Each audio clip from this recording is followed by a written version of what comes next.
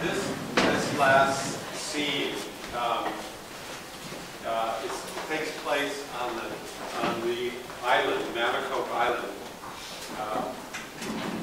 which is on the cover of the book. And the narrator has just, there's been a fire on top of the island, and the Coast Guard has been pumping water from the Thames River on which the island sits. It's been pumping water up out of the river, up onto the summit of the island.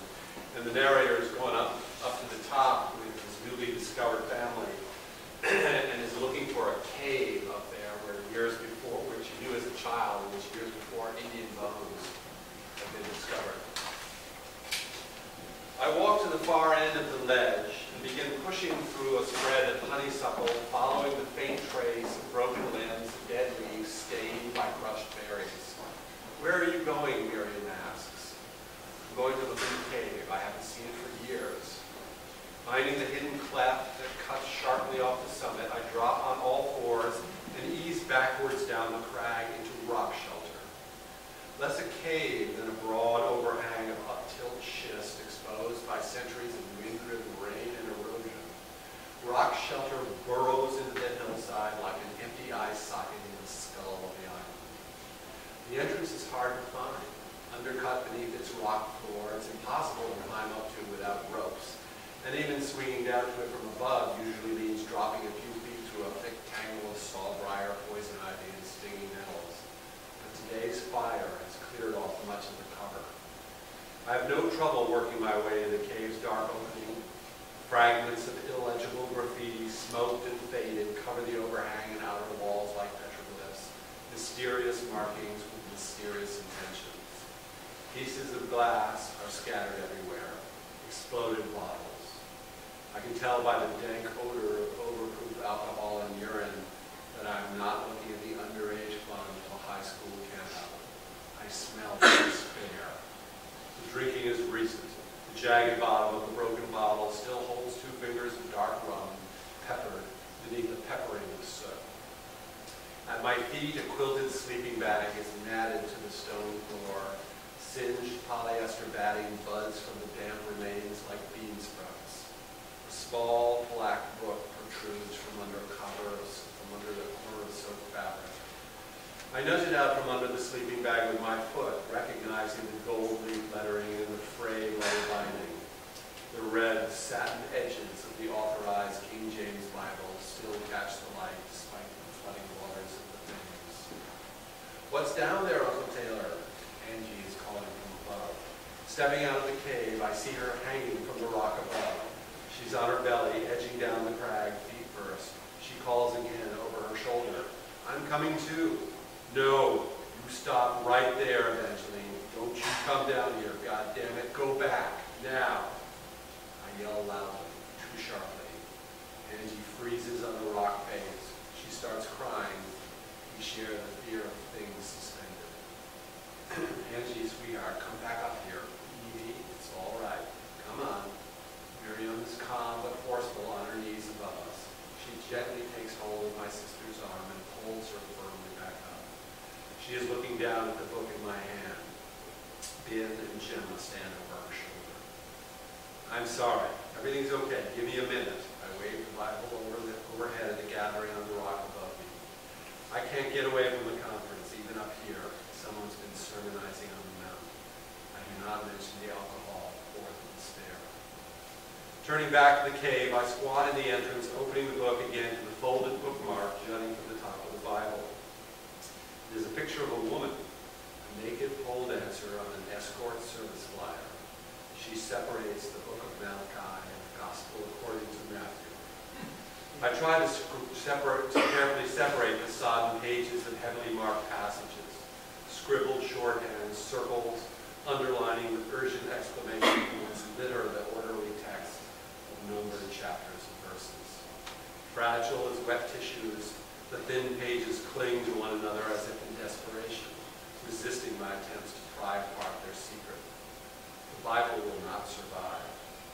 When it dries, its 1,000 pages will harden, return to wood, forever sealing its owner's words, the words that would explain which verses might have stayed the island's fire and which fueled it.